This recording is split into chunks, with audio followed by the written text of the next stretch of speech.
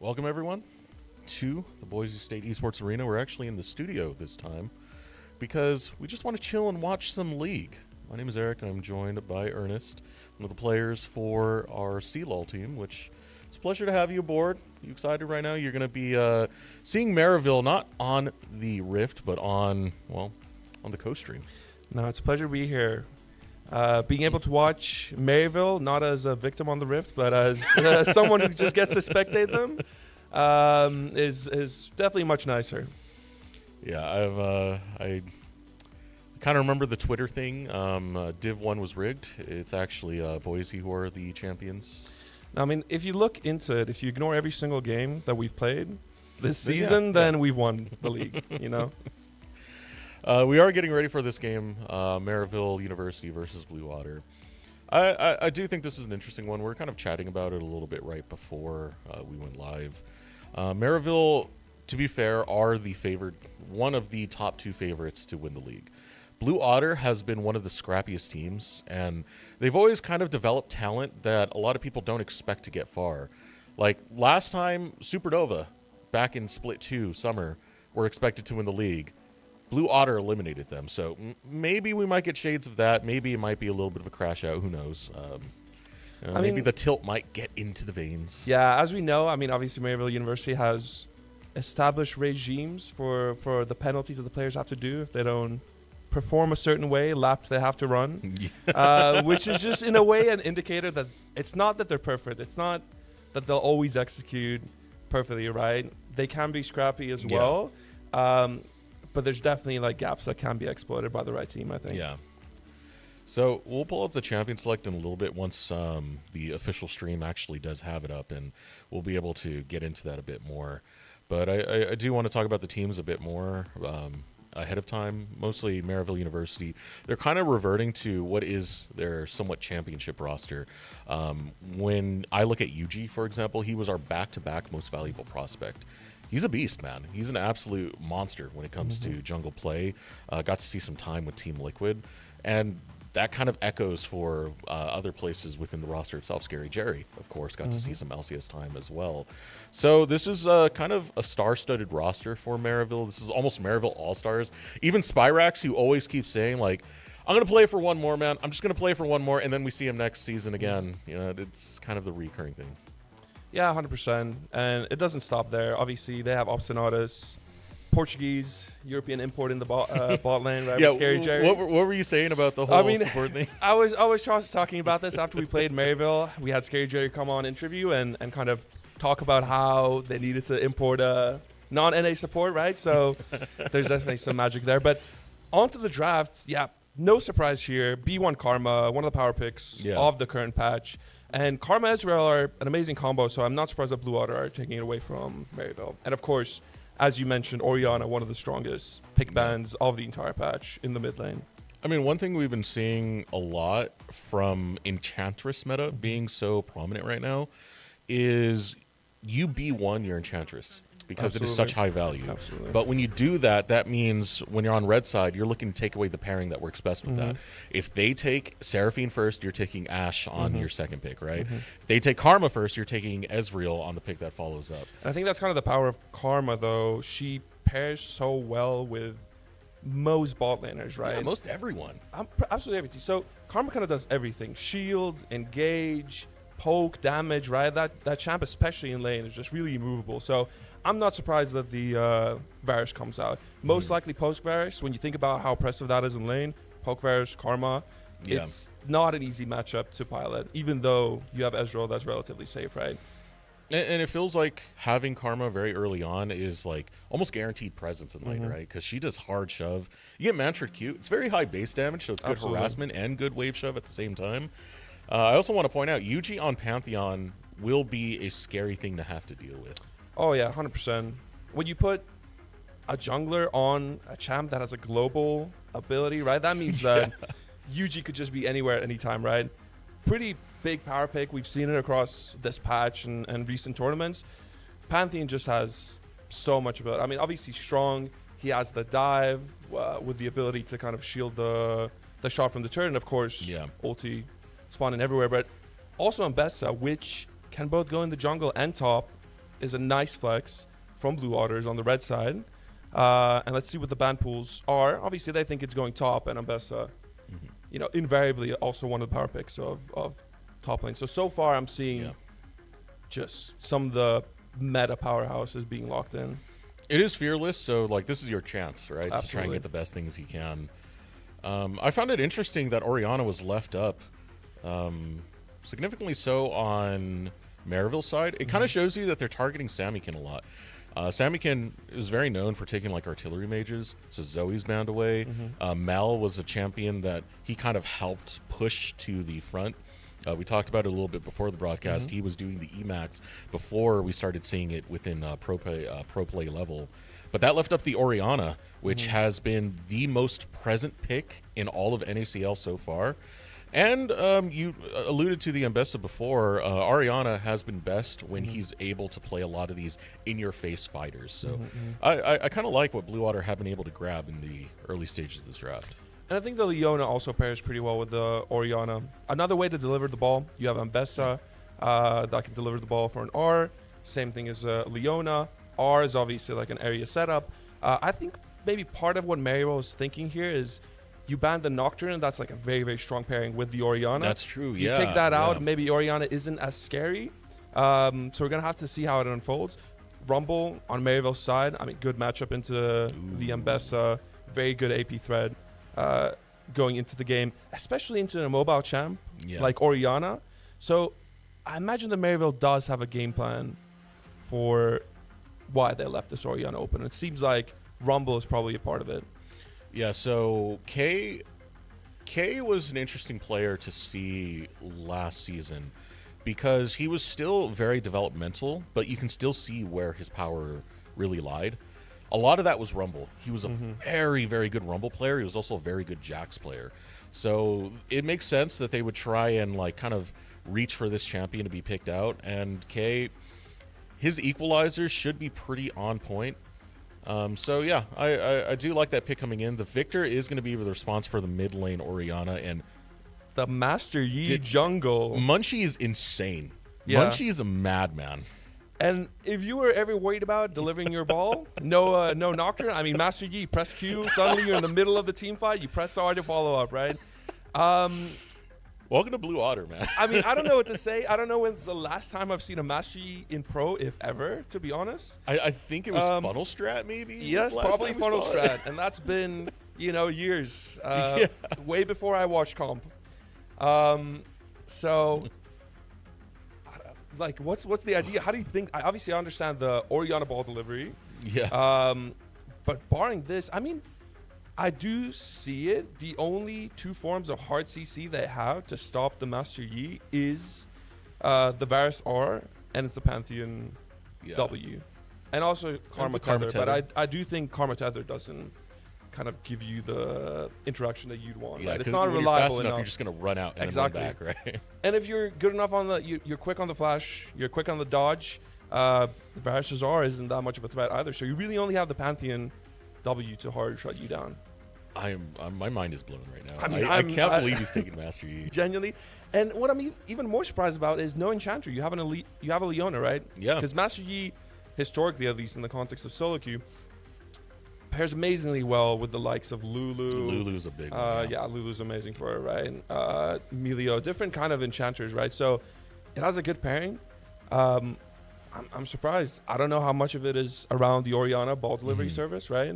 As I alluded to before, I think they have enough of that. They have the Ambessa, they have the Leona, but we'll just have to wait and see, right? I'm excited for this one. Blue Otter versus Maryville For. University. I mean, like, okay, Munchie, if you don't know, he's a rather newer player to the NACL space, but he's been grinding quite a bit in Tier 3, and he's always been on the cusp of breaking through. I did see him in a scouting combine. It was the Sido combine that's hosted by Parth. Blue Otter took a bit in trying to set that up and getting some of the broadcast going for that. And seeing him in that combine, he's very good at aggressive champions. He's not going to be like your tank player. He's going to be the one playing Pantheon, for example, who wants to get onto your face and just kind of blow people up. So it kind of speaks to his personality, especially when you're the young gun in your rookie year. Like, why not just go all out and see what works, see what doesn't? And I feel Munchie's like- a very exciting player. Yeah, exactly. I mean, I feel like contrary to what you see in solo queue, I mean, Master Yi has an amazingly high skill ceiling, right? Oh yeah. It is a very demanding champion if you want to pilot it well. So I can't imagine a better player than Munchie to pilot Master Yi if there's anyone that could pilot this champion, right? And so, what are your impressions on the draft so far? I mean, you kind of gave your breakdown of how Master Yi interacts with this, but I don't know. I still like the composition as a whole on Blue Otter's side, given how many ball delivery systems you have. Yeah. It's not just the Master Yi, it's the Mbessa, it's the Leona. And Spawn, being on Ezreal, you can stay rather safe. You can be a lot of that poke that kind of sets up for this hard engage that's going to follow after. No, absolutely. I see both comps are very team fight oriented, I think. Yeah. Kind of from the offset.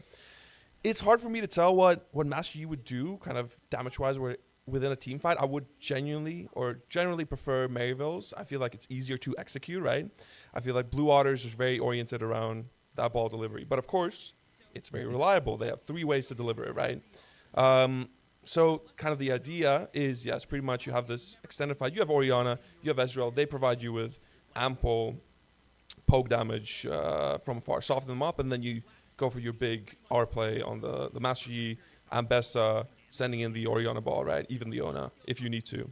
On the flip side, I think on an extended fight, kind of minus this Wombo from Blue Otter, I'd kind of bet on Maryville, right? And they do have the tools to an extent. The Varus has a lot of agency to kind of keep them away, right? So you have to be on the lookout for the Varusar, how that plays out, right? And consequentially, when you have, 3 melees piling on, Rumbleheart has a lot of value on both the disengage and engage. We're having our next guest join us right now. It's First Blood. It's First Blood for the Master Yi. You just heard me right, Sam.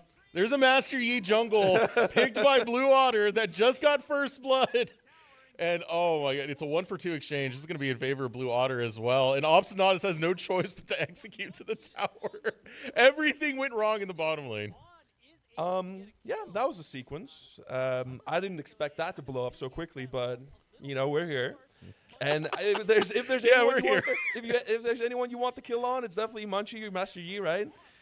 So I'd say Blue Otters are off to a great start here. I mean, right place, right time. I don't know, the pathing that came out of Yuji to focus on the bot lane, it's kind of wild to me that Munchie actually read that. I mean, it's a Leona Ezreal. I don't see many teams that would actually go for that dive early on. Oh yeah, absolutely, I agree. But I think with how the comp works out, it is advantageous. I mean, this current meta is all about dragon stacking, right? So if you can get your bot lane ahead, you're set up for a pretty good kind of state of the game, right? Yeah. If you can get your Varus and Karma ahead, it is really hard for the Ezreal and Leona to kind of bail themselves out of that situation. You expect in this matchup for the Varus and Karma to have priority early and for the most part of the game, right? Because the Leona doesn't really help you much as the Ezreal. Ezreal just has single target damage. So I think maybe it's with knowing that your Varus and Karma will have prio that you can kind of go for this dive, right? Unfortunate for them that Munchie kind of expected this, which is also surprising because he was pathing the opposite direction, right? Yeah. I don't know. Young guns, man. You never know with some of these rookies, just what they're going to cook up. I don't know. It felt like slightly overcooked because I felt what you were saying earlier, right? Enchantress alongside a Master Yi makes the most sense. So Leona is an odd angle for it. But, hey, it's working out so far. And Munchie going to get the better of the exchange. But Yuji might not be done on this bottom side. No, he's going to set up for the dragon. That's that priority we were talking about. Exactly. And this is where the Varus and Karma comes in, right? Free priority. You have 2 waves crashing in. It looks like they're looking for it, right? And apparently that's enough to scare Yuji and Obstinatus off the objective, right? So they're not getting their payoff from this priority in the way that they'd want, right? And perhaps it seems like they are scared because obviously the Master Yi has a leg up on the Pantheon, right? So in an immediate 3v3, odds are the Master Yi wins out. I mean, recurve bow was pretty much bought out alongside the dagger and the longsword, so it is an item advantage. And a lot of that attack speed works really well for Master Yi's E, where you get a lot of that bonus damage. So I can understand wanting to completely avoid actually taking on a 3v3 situation in the bottom lane. Absolutely. But Sam is finally here and joining us. Sam, if you'd like to introduce yourself. No. How's it going, man? Technical difficulties. Maybe a little bit late, but Sam is technically difficult. I am also. I'm technically difficult. Took me a little bit while to get the pack on. Take in these compositions, by the way. I really want to know your opinion on it. Yeah, I didn't expect there to be a Yi when you said it. And make sure the mic's going like kind of towards you. Closer? Yeah. Okay. A little bit more up. Yeah, Like you I'm gotta eat that eating mic. it. Okay. Is this any better? As long as it's pointed towards your mouth. Okay. Yeah. But go ahead, hit me with it. Yeah, so what I wasn't expecting was Yi when I walked in the room. Neither were we. What pick was that coming out through? Surely that's a... That was an an R5. R5? Oh, Yeah. I was just saying, sure R5. that's R5. The Pantheon is the only real foreseeable problem for that. The Varasult's a little bit long range, so if you can Alpha Strike the Varasult, that's also a bonus, but it seems like it's going to be very difficult to even get into the fight. However, they'll know a little bit better than me, and I'm sure it's a pocket pick they've played before. Kind of, Looks exciting. Yeah. I feel like, and maybe an angle to approach this from, free Ori on the ball delivery, right? The Master Yi, Alpha Strike E, you're kind of in there. Pop the However, R. does the ball disappear off the Yi like Tarek W does, or not? I'm pretty sure it stays on him. I think it should stay. Yeah. Just because that would be a very effective ball delivery system. I don't know. We got to see. We got some like interesting interactions. I was telling Ernest earlier, Munchie's a rookie. He's been grinding around in tier 3 for like quite some time, but he's been known for taking like a little bit more aggro picks. As Public Execution comes out, it's not looking good for Orianna, but ooh, they can't continue the dive. Looking at what's going on in the mid lane, Shockwave going to find Spyrax, and that's going to be a kill, all thanks to that roam coming in. Okay, And look that's at that, pretty even much the top lane dive goes wrong. This is a little bit disastrous for Maryville. Munchie's coming in. He's got the Highlander popped. He wants a piece of UG. And that's the only stun that you got. After that, there's no more crowd control. There's just a Yi in your face, and Munchie's still getting more kills. And it's interesting to know. I mean, Master Yi's already finished Kraken Slayer. I mean, that spike is pretty crazy at this point. That's nuts. So I feel like Master Yi's going to have an easy time running anyone down for the next 5 minutes or so. Yeah, it's kind of the ideal start you want as a carry jungler. 2-0-1. Kind of relatively even in farm. It only really gets better for you, doesn't it, from this point? I You mean, can just hope that the rest of the map doesn't go badly and play around yourself. and Master Yi's definitely one of the best scaling champs in the entire game when you think about it at the top end of it. Yeah, I feel like it could very much be pentakill or nothing, though, depending on how Yeah. things play out at like 25, 30 Yeah, minutes. feast or famine, right? Yeah, Feast or absolutely. famine, yeah. So far, he's feasting. Hungry little boy. Oh, man. Hungry little rookie. This is what Rovex is like pretty well known for. He usually makes a lot of like the IGL calls for the squad, and he worked really well in the engage meta. That's what was pretty fantastic for him. To see him like slip away from the enchantresses and still stick with engagers, it kind of shows why he knows what he's doing when he's able to find those rooms. I agree, and there's a level of you pick the most meta-defining champions, right, which would be enchanters for the most part, Yeah. or you just pick the champion that you know how to pilot, you know how to play it out. It's better for the team, it's better for you, right? So maybe it's not optimal, let's say for the lane, or maybe optimal meta-wise, but if you can pilot those engaged champions well enough, they are still optimal in the context of your team, right? Exactly. Nobody's ever going to complain about having too much engage, and especially on this team, you want some CC for the ambassador to follow up on, for the ball delivery system to get in.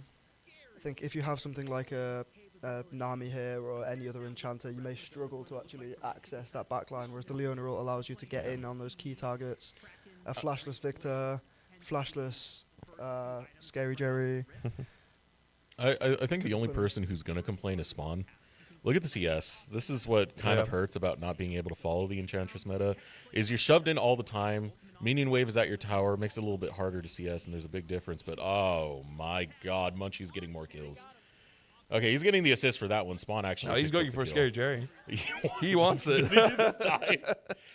Oh, this is the same thing I saw in the Sido Combine. Is Munchie's just an absolute madman. He's a psychopath, dude. He will just aggressively fight for days. But I feel like it's worth noting, actually, that there's a pretty big gap in the top lane. Something you'd expect from the Rumble and Bessa matchup, more or less. And, of course, Yuji's come up for the dive as well, which made sure that the Mbessa misses an entire wave, right? Yeah.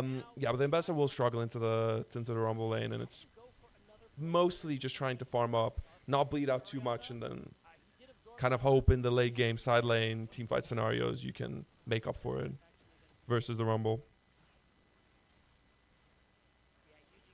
Yuji trying to still waste some camps. All those CS leads, by the way, means that even with the kills that we have for Blue Otter, Maryville University are in the gold lead. It's really only jungle and mid lane where they're down, but massively, 1K in the bot lane and 600 in the top lane. They'll have to catch it up somehow. It's probably going to be through the Master Yi, but again, we're going to have to wait and see. And that's kind of what we discussed on how this comp works. Yeah. Is the two champs you want to be up is Master Yi and Orianna. So it's not all, it's not all bad for Blue Otters. That's kind of the two champs that they're probably going to be relying on late game, having the gold, right? Ezreal's not going to be as impactful as the Orianna and Master Yi. So kind of thematically still, I'd say they're pretty kind of on par in terms of power budget. I think things will be more telling once we get into the 5v5, because that's when Maryville's their composition is going to be the strongest in a team fight situation, because that's when you can use those tools to try and lock down this Yi, right? So we'll see if Maryville can, probably this next Dragon have a better chance at kind of stopping this momentum that the Yi's been getting. Absolutely, and even though they've had this massive ball-in gap in the Varus and Karma, massive presence, they still haven't been able to secure a Dragon, right? They've lost the first Dragon, so even from that point of view, from gameplay plan, Maryville hasn't quite been able to just yet execute on what they want it to be. And Blue Otter holding a lot of control of this topside river. They're a little bit late to the punch, but it does at least give them a setup. It's a minute away before Rift Herald spawns. I think if you deny that, and maybe deny one more Dragon, you still put yourself in a pretty good situation versus Maryville. But here we go. There's that Wombo combo that comes out when you have that Orianna having the ball delivered straight out from Leona. It doesn't take out Ops Natus, but does get his flash out at the very least and kind of pose a threat as to what's going on in the topside river. I think this is one of the flaws of the Maryville comp here. They're going to really struggle to retake space. They have no true frontline, no true tank to get in there. If your Karma's face-checking the Leona, face-checking the Yi, face-checking the Ambessa, it becomes really difficult. They want to have that space initially and just poke out Blue Otter so that they can't walk in. But Blue Otter have done a good job so far, seemingly, of taking that space first and then really denying Maryville the win con for that particular fight or for that particular objective. The mic keeps dropping. It will be 13 seconds before Herald does come down. Here's one of the problems. You did burn a lot of your big engages to try and pick off Obstinatus. So it means that it does give Maryville a chance to retake right here. They'll do just that. Oh, here comes the Shockwave onto Spyrax. Shyrax needs to get away, has to flash out. Sammykin was getting the better of the exchange, but here comes Munchie. Oh, here comes Munchie. Can you get out in time? Munchie sees a victim in his eyes, hops right in with the Alpha Strike, and will get the kill, go on a killing spree. Yuji now stepping up towards his top side. And a thumbs up from Munchie on the way out. I do still think it's likely that this should be Maryville's Rift Herald, but it seems like they're paying their respect there. Yeah. Because when you think about, Master Yi's ulti has come up. Orianna no ultimate. That's a pretty big one. And I think they should be able to contest this, but so far they've given up the space, and Blue Otter has priority on the Rift Herald. I think a big part of this is going to be that Ezreal is jumping in is going to be Munchie. Just destroys Ops Natus. Velvet Execution goes out onto K. K takes a lot of damage. No. That teleport is very questionable, man. It's another kill for Munchie's Master Yi. That's not the retake you were looking for. with the first setup coming out of Blue Otter, like at some point you got to realize, hey, this Leona can jump on me at any angle. And that's the benefit of having the engage support, no, instead of the Enchantress. So in a way, Rovex is piloting the champ to the benefit of the team in a way that an Enchantress support could not have served, right? So for the initial team setup, even though we thought maybe an Enchanter fits the Master Yi more, turns out that if the Master Yi just has a target that is CC'd permanently, makes it pretty easy to kill them, no? Yeah. Yeah, I'm just nodding. I was waiting for Sam's reply to that. I know this is the quietest they've ever heard me. I've not done much speaking yet today. Yeah, we put him through the PR training, Suddenly, I'm which is definitely just quiet. Riley sending Discord messages. No, I If think in this game the Rift Herald's going to be really important for Blue Otter because they haven't got that great siege. They've got the Ezreal, they've got the Orianna, but otherwise the Ambessa and the Yi might struggle to hit towers. Yeah. Whereas it's significantly easier, I think, on the side of Maryville. They've got the range coming out from the Victor, the Varus, the Karma. They can poke people under tower and start that siege pretty easily. Whereas things like the Rift Herald and the Baron are going to be really critical for Blue Otter's side. But seemingly they've done a good job of pushing people out. They are going to concede this second dragon here. It makes it one apiece. I'm kind of surprised Blue Otter aren't going for the Rift Herald right here, though.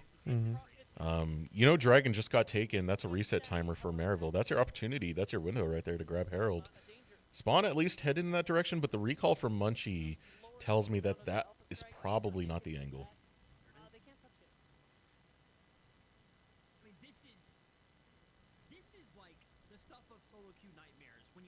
This is like Obsinatus' best chance to actually retake vision. Whenever Rovex is at least a screen away from him. And again, one of the cons of having Enchanter support, right? It's not as easy to face check, especially if you've given up space. So again, the impetus is to be there early. Oh no, Solar Flare. Yeah. Gets cleansed out though. Obsinatus will take a chunk of damage, and now Rovex is in a bad way. Has to flash out or else that gravitational field would stun him up.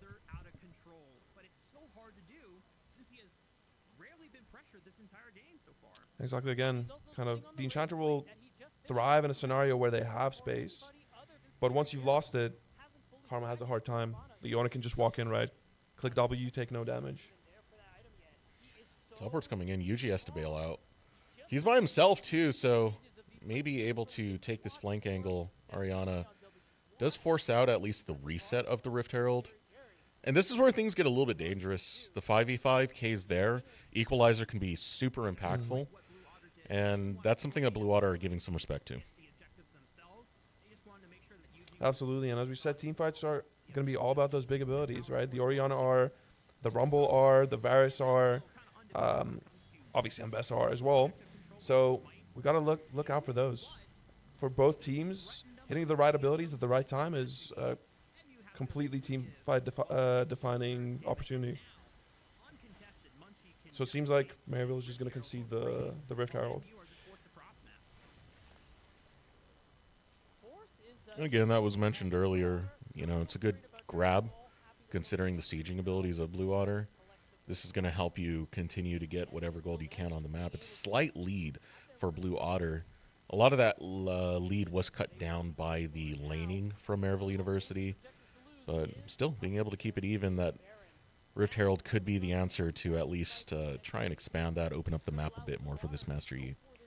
Yeah, absolutely. And the dynamic is still the same, right? They have their Orianna and Master Yi ahead, and it's meanwhile the sidelines have been kind of the pressure points for Blue Otter and Maryville, right? So still, we have the Varus and Rumble ahead.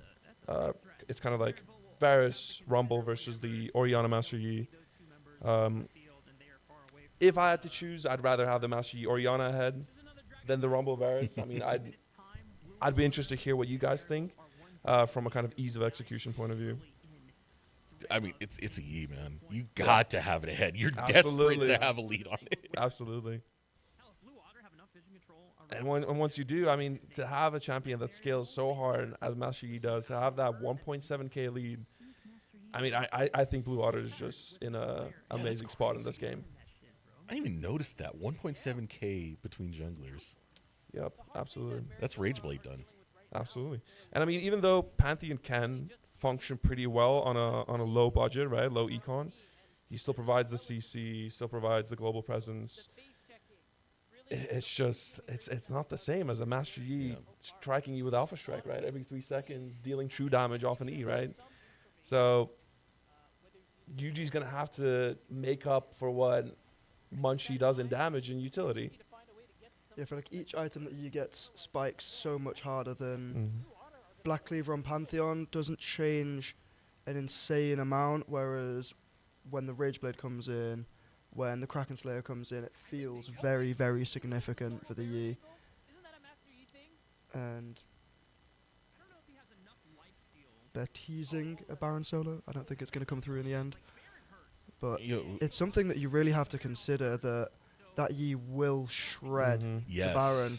Whereas on the side of Maryville, it's not the fastest. Varus, with the lethality build, it's not exactly as efficient as other ADs. The Victor, you're not screaming a lot the same threat that an Azir gives. The Rumble's pretty good, but The Rumble's pretty solid. yeah. But on the overall, flip side, yeah, if you have Master Yi Ezreal, that's much faster. it's going to go very quickly. Yeah, it's just crazy to me. Like, if you do misplay for Maryville and overcommit to the bot lane, it's a fast Baron. It's a super fast Baron. I mean, even Orianna gets magic damage on her autos, right? So, like, there's so many different ways to get in here. And Solar Flare used burns the flash out of Spyrax. I mean, that's just the Maybe power go of Leona, right? You have an immobile Varus, you have an immobile Victor mid lane. You click R, they have to flash or die, right? And it's a decently short cooldown, too. It's decently short Yeah. cooldown, exactly. So, from that point of view, I mean, Rovex has put in a lot of work on this Leona. And that opens up a perfect target for you in a minute and a half or a minute. You walk in, you see the Victor gets ulted. That's a rinse and repeat kind of play, which will set them up for everything. They now have to wait for this flash to come back up. That same play can be executed on the Varus, same play can be executed on the Rumble. It really does just punish these immobile carries. Okay, could this not be the most stressful soul to get in this game if you're Maryville? It's going to be Hextech. It's the most Oh, stressful that soul in the is- game, period. Yeah, It but doesn't matter on what a you E think about that. especially, man. It exists in the same game as Infernal, except better. No, Infernal's so useful. What, you don't like plus 80 damage splash? Oh yeah, my bad. I love the 80 damage splash. Like, I could just imagine the Alpha Strikes, not just that, but the attack speed bonus that you get from it on a Master Yi. Blue Otter gets Hextech Dragon. There's just no there's no way you can peel this Master Yi off. It's just impossible, right? Every Ezreal Q equals a slow. Leona autos minions, it's a slow. Master Yi autos anything, it's a slow, right? So it's such an insane slow that there's just like no way you're peeling this Master Yi off. So I think Imagine it procs on Ezreal Q as well. it procs on Yeah. everything. Yeah, Yeah. so the Any Leon kind of ult comes damage, yeah. down, suddenly one target's stunned, the rest are slowed. Yeah, and again, Rovex forces out the Mikhails from Mikhails. Karma. He's just doing it on repeat, right? The Yeah. second R comes up, he's just popping it onto one of the immobiles, and it pays off. It pays off because every flash they don't have, every Mikhails they don't have, makes it so much easier for the Master Yi to just run them down. All right, this might be the best chance for Maryville right here, though, as they go for a dive coming out. The man drop is what I like to call it for the Pantheon ult. Puts Orianna in a bad way, and that's Maryville picking their fights much better. Absolutely, and their win con is in a way gonna have to be through side lane pressure, I think, because they have winning side lane in the Rumble.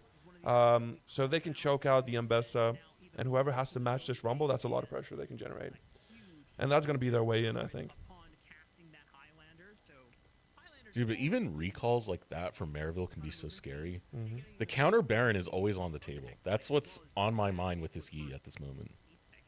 Absolutely, the tempo advantage I can always get off of simply the fact that Master Yi shreds any objective is pretty insane, and it's something that I don't think either of us considered looking at the draft, right? Yeah. Kind of the objective angle of, team fight aside, the Master Yi just is so good on the objective.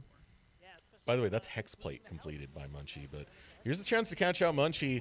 Munchie going to use the Highlander, looks to turn the fight around. This could be very dangerous for him, and yeah, Scary Jerry will pick up the kill, biting off more than they could chew. They didn't buy enough time for the teleport on top of it. So Ariana being deep in there, that's 3 kills over to Maryville right in front of Baron. Unfortunately, that is one of the downsides. If you aren't able to Alpha Strike the Varus ult, you're going to get rooted. And I imagine the tether stays through Q as well. So if your teammate gets it with a Varusol, it'll stay on. I'm not sure how that interaction that works, needs to but get it's fact-checked, very, right? very feasible. That could be how it works. And We gotta ask the devs. we'll have to ask the devs. We'll have to go and practice tool after this and check it Yeah. out. But it was what we were talking about, right? It's the Master Yi is conditional to how Scary Jerry uses ultimate, right? Because that is one of the biggest ways to shut down this. Yeah, it's pentakill or nothing. Exactly. So it's Pantheon W, it's Varus ulti, which Munchie got hit by both. So Yeah, and the big problem I'm actually seeing in this fight is it was kind of split calls. Like, Munchie was dedicating to use the Highlander to run out until Rovek's Zenith Blade in. And at that moment, it's like, the wrong call is Rovek's going out, but you still want to commit to what the team's doing and hoping for the best. And in this case, it wasn't the right situation. That'll be a pretty hefty shutdown as well. The 5-0 U. That's Yeah. going to give a little bit extra gold in Scary Jerry's pockets. Those lethality items are so cheap. You can see already up kind of Oh, my God. a full item. And here we go again. Highlander going to be used. The target is Spyrax. Spyrax taking a lot of damage, but you can see that choke point. The equalizer just Huge does equalizer. more work to take apart Blue Otter from fighting as a 5-man. yeah, well, it is hard for the Master Yi to have to run across Rumble Equalizer, especially with a glass cannon build. Oh. And Ariana gets caught out on top of it. This is a huge swing over to Maryville University. They've gotten 5K gold within the last minute and a half. Yeah, and the goal difference between Yuji and Munchie is all but gone at this point. Pantheon got 2 of the kills in the previous team fight, collected a couple of assists, and at that point, if you're looking at equal gold state, Master Yi and Pantheon, it's not as easy to argue that you'd want the Master Yi, right, over the Pantheon, who just provides constant pressure, CC, the works. Yeah, I think with the GA on board, the Pantheon gets to kind of freely ult in, select a target, Yeah. drop the full combo, and then the follow-up can arrive. You drop the Master Yi, you drop the Master Yi, they're stunned, whatever, from the Pantheon, then you drop the Equalizer on top of it. The Ezreal gets hit with the stun, you drop the Rumble ult on top of it. The Victor ult goes down, the Victor E comes through. Whoever gets hit with this stun is likely not going to have a good time. And the glory of that all, you then take 2.5 seconds of invulnerability and then die and go into GA. Overall, it's going to take a very, very long time to get through the Pantheon. It looks a little bit rough. We may see a miracle moment from the Yi come out where they get a magical penta, but right now it looks like Maryville are just choking them out using this Baron power play. Slowly get through the towers, slowly get these waves pushed in. Kind of just making the most of it to push this lead. It's gone from a 5k gold lead to a 6k gold lead, nearly a 7k gold lead now. I think at this point, you're just hoping that you can buy enough time for Munchie to get a Guardian Angel of his own. It does appear that that's the 4th item that he's going to build. If he gets that, then he can play much more dangerously, right? And really get into Maryville's face and buy more time for the rest of the team to follow up. But as it is at the moment, with the Highlander and kind of running into the middle of the 5 stack of Maryville's comp, it's not working out. Yeah, that was a very, very effective Baron play for Maryville. Kind of textbook with what you want to do. They're just building up the gold lead, knocking down towers, taking objectives. At this point, you may have to start getting a little bit desperate from Blue Otter, because otherwise you don't have the most go buttons. You have the Leona ult.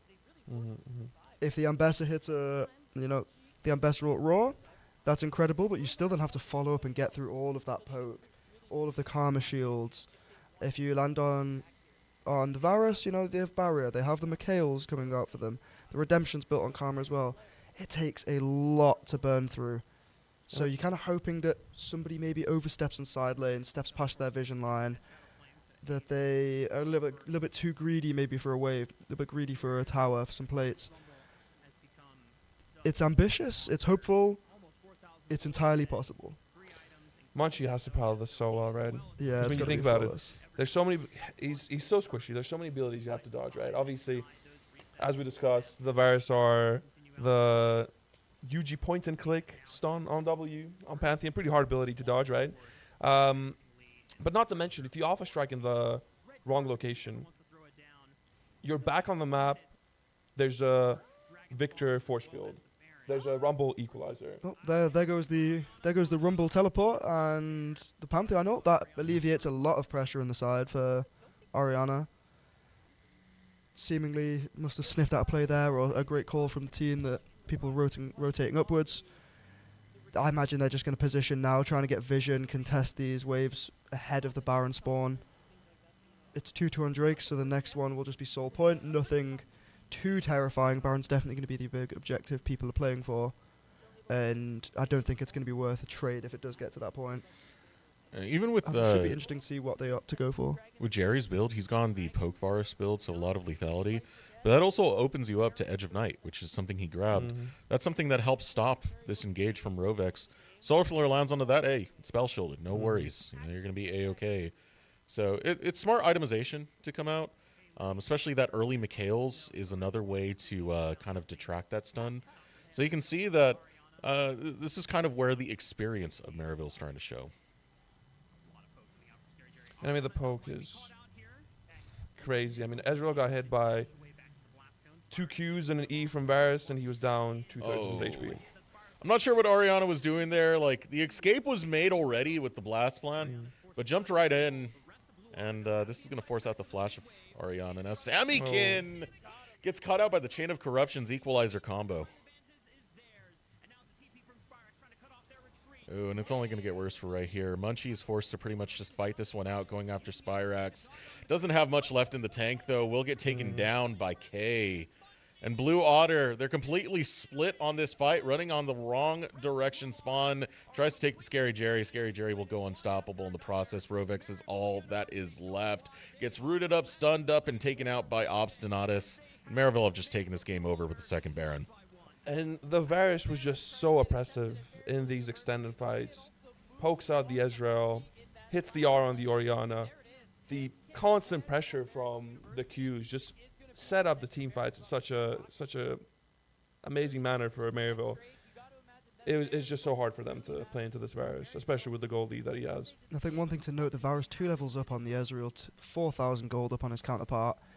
At a certain point, you look down into the bot lane and you go, my AD is the same level as my mid laner, and the enemy team's looking, going, my AD is not got 3 points in his ult yet. It's kind of rough for 33 minutes. The Varus is kind of self-sufficient at a certain point when he gets enough items to melt through the waves, that the Karma can run around freely, which is obviously what you're hoping for. Yeah. If you manage to put them behind, it's kind of tickle monster.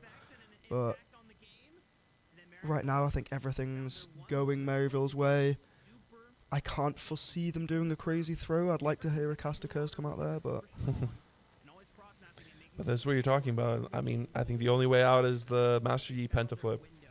I'm trying to think, how can I best Caster Curse Maryville to bring some excitement in this game? Maybe a Master Yi Penta would be wonderful. Scary J will not walk into the turret. Scary Jerry will not walk into it. He's getting closer to it. He just might. Come on, Scary Jerry. You got this. I think the other hard thing is, like, this combination of zone control that you have for Maryville. Gravitational field goes up, equalizer goes down. And if Master Yi is going in, Munchie's all by himself, and the team can't really back him up past that zone control. And that's, as we discussed, that's the point where you'd want an Enchanter, right, late game with the Master Yi, which you've traded for the Engage and map presence of a Leona. Ooh. Yeah, I think ideally they need a big follow-up from the Ambessa. The Ambessa gets in the backline, creates a lot of chaos, and then the Yi gets to come and clean up. But Ariana's fallen so far behind this game that it hasn't really been a threat. It's been almost a side thought. The Rumble's always had presence. The Rumble's always had prio in the lane. Pantheon ult's been dropping down on the Ambessa. And overall it's been nullified to a great effect by Maryville. So good job to Yuji, and I can't see the name of the top laner. K. Well, they've shut it down effectively. It's not been able to create that chaos that Blue Otter were probably hoping for. And instead, they've had very, very structured team fights, and Yi does not want a structured team fight. So now inhibitor number 1 goes down in the bottom lane. Second inhibitor attacked in the mid. And this is starting to look clinical for Maryville University. They don't have much to worry about. We kind of talked about it in the early stages of this game. What happens when Maryville stacks as 5 and gets a fight in the 5v5 situation? And we're seeing that unfold as time goes on. The gold lead is now 10k, and there's another Hex Tech Drake that has just spawned. So Maryville are going to peel off after grabbing those inhibitors, continue stacking the Drakes. That'll get them to Soul Point. And I'm not even sure they need the Dragon Soul at this point to close out the game. Mm-hmm. And what you'd hope for kind of in this stacking as 5 moment is the miracle Orianna ball, right? Delivered into the group, pops and gets the team. But at this point, the wallets of Maryville are just so fat that I don't even think it does it, right? Yeah, I mean, the Victor's got a very tanky build with the Rower. They have the Arm Guard, they have the Leandries. The Rumble has the Bloodletters, has the Leandries, has the Stopwatch itself. Pantheon, Decerux complete. Everything is building with health. And it's going to be very, very difficult to get that ball all the way over to Scary Jerry and the Karma. It's going to be a very, very tough ask to execute this team fight. And I imagine this is a situation that Maryville have drilled over and over and over again. These final executions, the final pushes, making sure you don't throw anything away. As I say this, the fight breaks out in the red side jungle. It looks like the Rumble could have been caught out here. He's taking so much damage now, and he goes down. Spyrax will be able to grab that kill. K turns it on to Orianna on top of it. And this is where things were getting worrisome. Yuchi's still going to try and find a flank on the opposite end, but he's a little bit low. Spawn might be looking to try and jump in on him, getting some support from Obstinatus. Yuji will be able to heal up quite a bit where Spawn just needs to completely bail. And Blue Otter, they're exiled from their own base. Hex Gates to follow through from Maryville University. K goes on a rampage, torches up Spawn, torches up Rovex. And that's going to be the game right there. Maryville University, they weather the storm from the earlier stages of this onslaught of a Master Yi. But once they get through it on a 5 stack, they're able to close things out. Yeah, nice execution at the end there. I think Blue Otter thinking they've got a pick on the Rumble, and then the massive Karma shields coming out, really just denying them that last sliver of hope. And they're just toying with them in the base here, waiting to get one more kill on the Orianna. Pad the stats. They don't quite get it. The minions take it down. Ooh. And I did see the end of Munchie's build. He went for Death's Dance instead of Guardian Angel. I really felt like that was a Guardian Angel angle. That's a very strange Death Dance angle. You're into a lot of poke. Poke is not where you want to have Death Dance. You know, you get hit with a Varus Q, you get hit with the Victor E, a Rumble. It's nice to get your, a little bit of extra duration if you're in a 5v5 team fight. But overall, those little bits of resistance that you had already now just become true damage. If you're getting poked, you're not going to mitigate that damage. The damage doesn't go away. It just comes back to you later as true damage. Yeah. So it's kind of... I can see that you need to live in the fight. That's nice. I do see it. I mean, the question always when you build Guardian Angel is whether me dying and respawning has any tangible impact on us winning or not winning the team fight, right? So if you're going in, you die, you sit in your GA for 5 seconds, the rest of your team is dead by that point, it does nothing, right? So the kind of impact of it is minimal to none, right? But if you can weather the initial damage as you run on in with your Death Dance, I do see an angle where you think that's more valuable than the GA, right? Yes and no. I feel like for the rest of the team, it's hard to get in if he's not in already. Although he was the first person dying in most team fights. So I feel like it's neither here or there with the choice between GA and Death Dance. I think it's just personal preference or how he envisions the team. Yeah, at that point, it's not exactly gone how you wanted the game to go. In theory, you wanted to play on that really, really chaotic fight with the Ambassador going in on a Leona ult, but they kind of neutralized all of that pressure incredibly effectively. So we could talk about the tiny little details, but at the end of the day, if you don't get to execute your plan, you don't get to execute your plan. And first game down to Maryville. I believe is it a best of 3 or best of 5? Best of 3. Best of 3, okay. Yeah. Who are your guys' MVPs? Or MVP? That's a tough one. My pick is easy. I have the answer. Are you going Yuji? No. I think the Rumble had a lot of incredibly useful ultimates, especially in the fights around Herald. Even though they did concede it, they had some very nice fights. They got some great damage down, great ults. The side lane pressure is undeniable. 40 CS up on the Ambessa when you're 15 minutes into the game makes things really, really hard to get players back into the game. Rumble will just stat check most people when ahead. It's why it makes it such an efficient efficient pick. You can't really go, "Ooh, this is a bad matchup for Rumble. Let me Uh, log this one in." I pretty much echo that. I would say my MVP would be K for that one. Mhm. Because not only did he kind of toast the Ambessa in lane, but everything that Sam just said there. But Ernest, what are you? For me, Scary Jerry, I think the Varus was putting in work. Because when you think back to the play that kind of flipped the game into Mario's favor, was that Verisar onto the Master Yi, which they then converted into Baron. Yeah. Laterwards, the mid pick onto the Orianna again, Verisar, max range.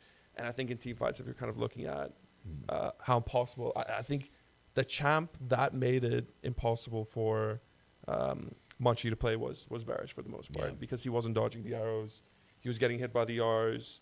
He was getting hit by all the pokes. So I think for me, it was Scary Jerry. I also think if Blue Otter have just a little bit more coordination on their calls, they could still win that game. I look back to that. It was the topside river fight where Munchie's running out and Rovex is going in, and that is like one of those times where your calls conflict with each other. Because of that, Munchie felt the need to go back in, and that's what caused the big shutdown. After that, everything just fell apart piece by piece, and you see UG catching up, and suddenly this Pantheon's a problem. Yeah, I think they'll be identifying that as a big turning point. They're going to be kicking themselves that they had that lead, that they threw it away. And with that miscommunication, it's just one thing suddenly giving such impact and such like onus back onto the team to get back into the game.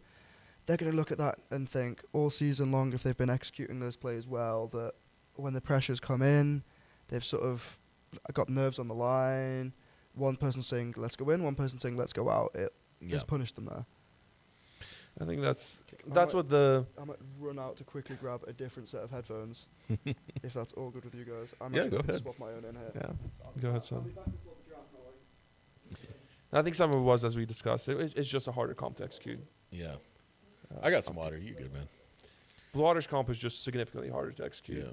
From you're basically sitting there being like, Munchie, please be the GOAT. Please. Please just dodge everything, alpha strike perfectly, do everything perfectly. Otherwise, it just kind of falls apart, especially when you have an Ambessa that's behind, right?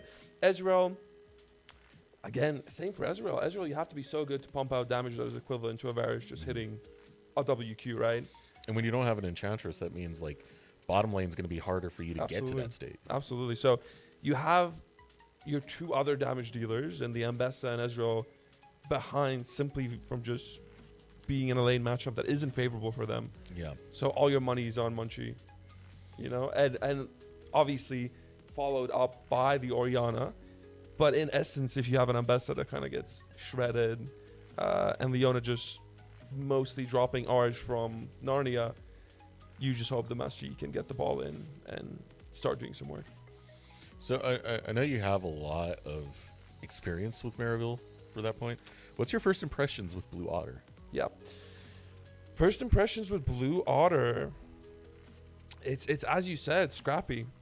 From the draft to the gameplay, it was very scrappy, right? Which, fair enough. I mean, at the very onset, on that, level 3 dive, Pantheon, bot lane, it's that scrappiness that even got them the lead, right?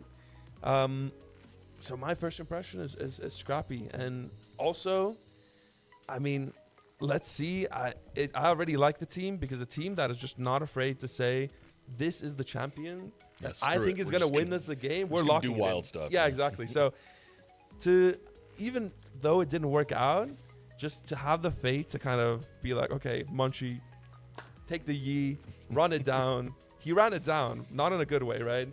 But to kind of have that impetus, or to have the courage to be like, do it. If this is the champ, this is the champ. I just respect teams like that immeasurably. Yeah.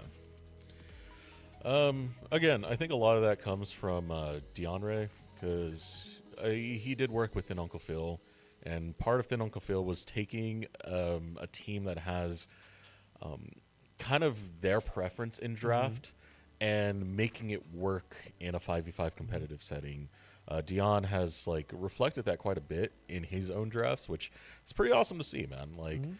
I don't think this is a bad showing for Blue Otter. I just think it shows that there are certain things that they need to get on the same page about. Again, that engage, it hurt to see, because that was just coordination, costing you pretty much team fight after team fight after team fight. And But I have high hopes for a team that says, our support is an amazing engage support. Put him on the engage. yeah, Our jungler is very mechanically gifted. He wants to play Master Yi. Put him on Master Yi, right? I feel like teams like that, in the long run, tend to come out on top.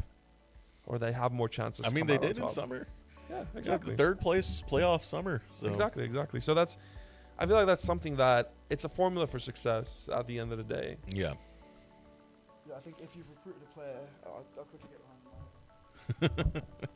Sneak in back here. I think if you've recruited a player specifically to do something, a lot of teams fall into the trap of, oh, well, you know what, it's actually, I think something else is really good here. And you question, okay, well, why have you brought in that specific player? It's nice to see that if you have a carry jungler, you slap them on the carries. You trust them with that responsibility.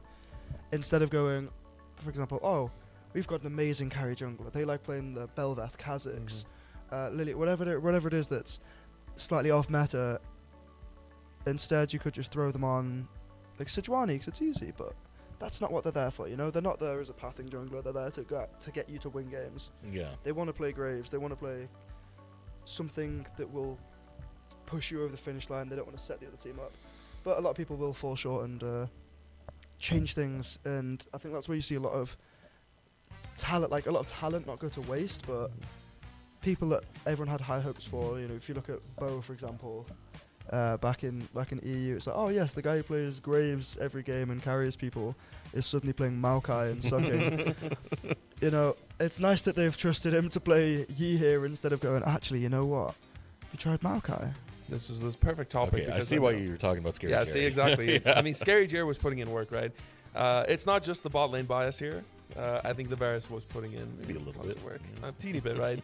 But that was a perfect topic because I know Sam has many gripes with getting certain players and then making them switch playstyles. Oh man, I have gripes with this too. Yeah, like, because why would you do this? this is a universal thing in a lot of pro leagues. I most recent, I think of LCS. It's just silent a lot. Or people speaking. Let's see, we're getting the headset to work. Yes. There's a little bit of sound that I'm getting. I keep mine's on the low side, but might need a battery for it. If do you see it on? It's on. It's on. I just can't hear. Maybe it just hates you. I don't know. But Okay, resolved, yeah. Yeah. So for me, I hate saying that at the pro level because there's a lot of players that get called up. I think of the LCS, Surdy is one that comes to mind when he got picked up by Dig. He had the champions and playstyle he was good at, and then from a coaching perspective, they were just like, we're not going to play that. We're going to play you on something that fits the team. So coaches who are willing to just say like, hey, if this is your playstyle, I'm going to make it work because I picked you up for a reason, you know, not just to be a seat filler. And again, kind of from a NA point of view, it's Finn on CLG as well, right? Yeah. Finn kind of came in as a rookie, at least in Europe, right? He was known to be a carry top, right? He'll lock in the carry champs, and then he gets put on a pro team. It's like, can you play Ornn for us? Sure, but is he gonna be an amazing Ornn? Like, that's not the playstyle that got him where he is, right? Yeah. Let's kick off Odoamne, who's like one of the best Ornns, to play the guy who's going to play Aatrox, Claire Aurelia. But actually, Ornn looks really good here.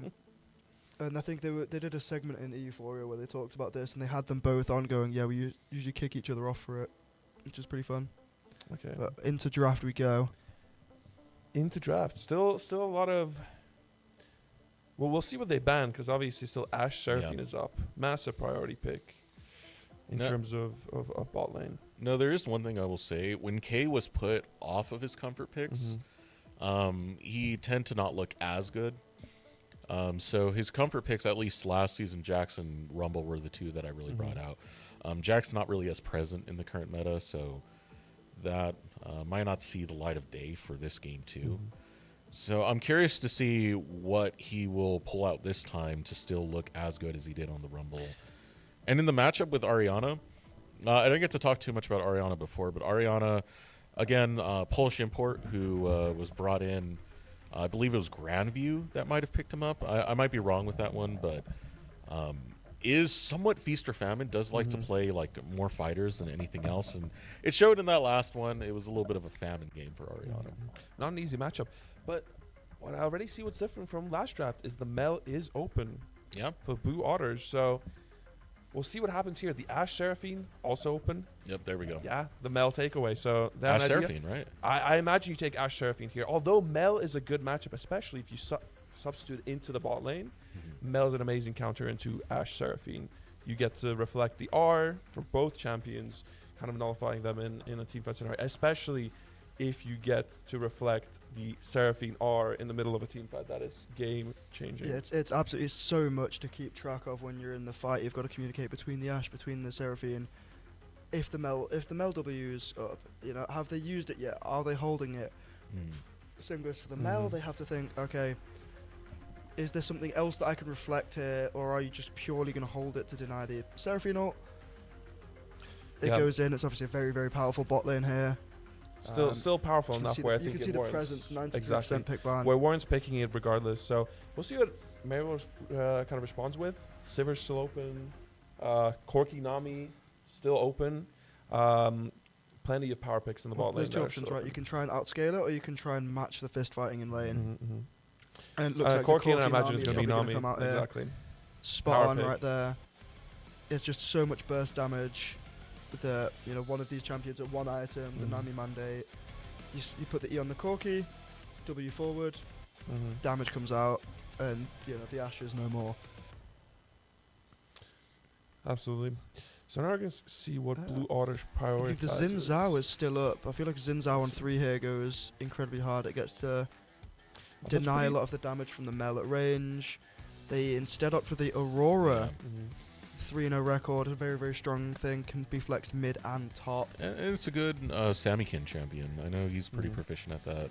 So I'd expect it mid more than top, but you never know what Ariana's been working in the offseason. Well, Sam thinks it's a horrible matchup. I've struggled to play Aurora into Mel recently due to a lot of your wave player being in the queue as well. Yeah. If the Mel stands forward, can reflect that, and suddenly, if you're eating Mel, E, Q, and your own Q, you don't get to get the wave pushed, but also, it's just such a dominant trade for the Mel. Later on, it's a little bit less problematic because you drop the ult, it's a mobile, it's just amazing setup, and you kind of want to get out of the lane. But for the lane itself, I imagine this is going to be pretty brutal, but they're a much better player than I, so I'll look forward to seeing it, and hopefully I can learn something. It seems like Maryville actually kind of agree with you on what the jungle pick should be, as they did ban away that Xin Zhao. I mean, I'm thinking like Xin Zhao with the Seraphine. I'm very shocked that they didn't go Xin Zhao on 3 here. Yeah. It's a really, really strong AD jungler. It synergizes incredibly well with the Seraphine. Loves it denies a lot of the Mel damage and follow up from ult. I do see somewhat. It's not the easiest to play into Mel and Nami, right? Which have great disengage tools, right? You kind of have to run into a straight line, right? You get hit by the E from Mel, get hit by the R from Nami. So it's not the easiest champ to pilot into their team comp. Amazing champ to pilot with your team comp. And the Vi comes out, which I feel like is actually easier to pilot in this setup and kind of serves a similar purpose to Xin Zhao. And it's not like the Mel Reflect is going to suddenly send you back at your own team, right? Absolutely not. I would actually love to see that happen. You know what I've been waiting to see? I don't know if it's ever going to get picked, but like a Briar as a response to a Mel, just to try and get her to reflect the ult. Yep. Send Mel into your team. There's similar picks. I mean, a Nautilus serves in a similar manner. You throw the Q and you pull the Nautilus in with your Q, right? And then he gets to auto you anyway. So it works out. Then a Fury. Fury's pretty interesting pick here because it gets to dodge the Ash Arrow, it gets to dodge the Seraphine ultimate, right? Gets to stick on top of them as well. So I think that Fury is pretty good at shutting down the Seraphine Ash. And as you mentioned before, the Jax pick coming out from K, just comfort here, goes in blind, and the Poppy in response from Ariana. Ooh, I really like the Poppy. The Poppy does look very strong here, can obviously deny the Neferi, can deny the Corki W, the Jax leap. Works pretty good, neutralizes it in lane. arguably should dominate the Jackson lane, could be Yeah. really, really brutal. Mhm. But I wonder if this is going to be a case of a lot of comfort on the Jacks versus oh yes, I can play Poppy. This is where the levels of expertise, where the amount of experience on certain things, you have to transition what sounds good on paper to what happens in the game. There'll be small nuances in lane that I'm sure Kay will be more than comfortable on, and hopefully has had some experience in solo queue, dealing with these tricky matchups where people pull out a counter pick, and then you have to hands check them basically. I kind of see this as a game of patience for Blue Otter. Like, can you get the Mel Reflect out? That's going to be the biggest question before you use any of your big tools.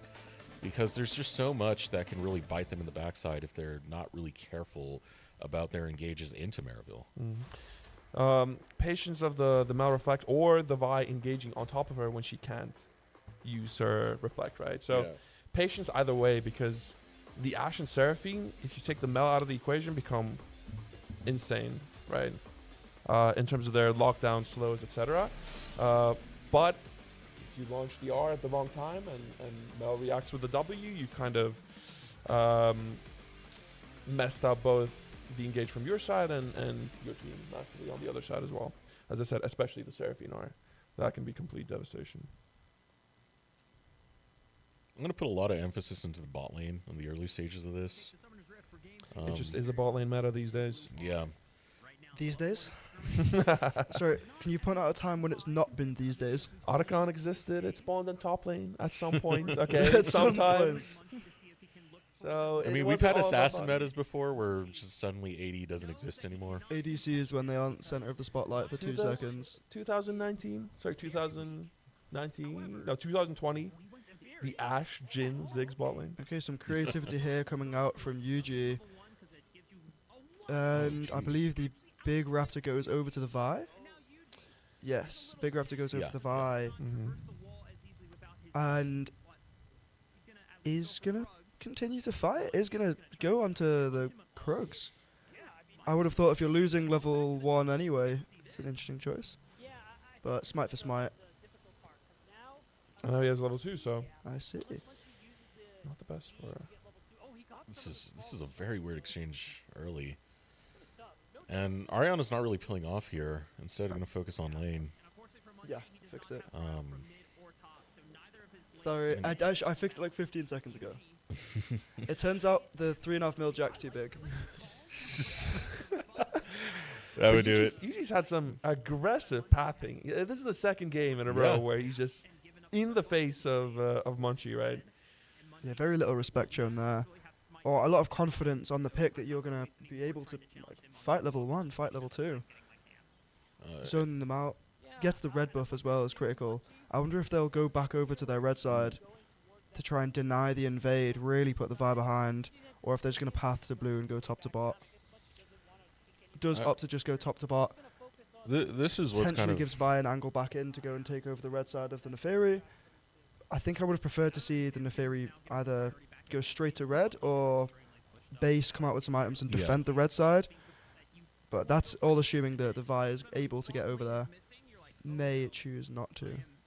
I mean, this is something that, at least for me, is expected out of UG. And first blood in the mid lane. Oh yeah, because that matchup looks really playable. Going to slip up over there. I was also interested in the comment on Aurora. This is the first time I've seen that. I wonder if that's just to poke out with E, because if you're gonna get your Q reflected, it might just be playing a little more lane sufficient style. Kind of instead You of see a lot of numbers thrown up on screen. Is what you're saying is you accept you can't proc the electrocute reliably, Yeah. and then you just take the comment as a replacement.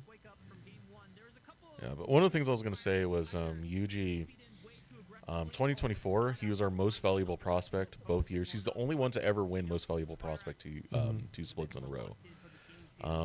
And during that year, that was when they had the whole Brandon Sanderson deal, and they were called Dragon Steel. Oh yeah, which was that's such a cool sponsorship, man. But I mean, that team was dominating.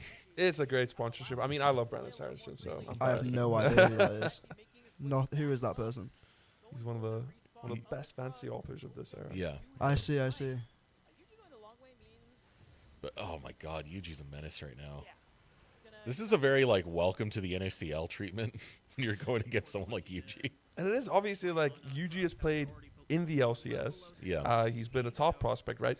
To have someone of that caliber in your face constantly, right? Yeah. Not an easy way to play, right? Not an easy way to play at all.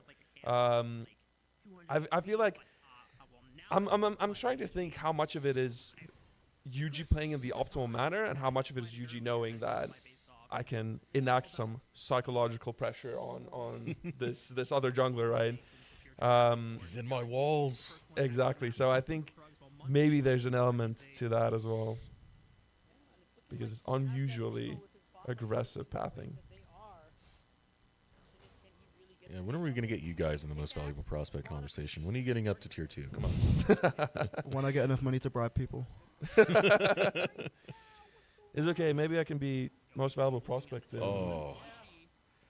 Can I be most valuable prospect in NA Platinum or not? Oh, this is getting worse. The bubble lands, and now Munchie's down.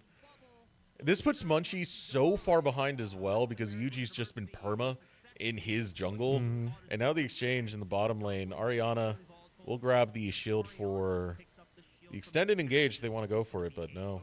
More trades going out in the bottom lane. Yuji is showing his presence over there. Scary Jerry looking to trade it out. We'll be able to get the flash of Spawn at the same time. Making good use of that barrier, being really aggressive, knowing that Spawn doesn't have those combat summon spells, only has the Ghost. Is forced to flash out from the Phosphorus Bomb. In top lane, ults traded. They're sort of going back and forth a little bit. Spot on even, pretty much. Mid lane, obviously looking very much in the favour of the Mel. Just picked up the kill on the Vi. Got that lost chapter, now not going to struggle as much with the mana. The Aurora looking a little bit dissatisfied, not having the greatest time. Going to struggle maybe a little bit with clearing the wave, keeping prio. Hoping just to get late game and able to one-shot the likes of the Corki, one-shot the Nami before the fights come out.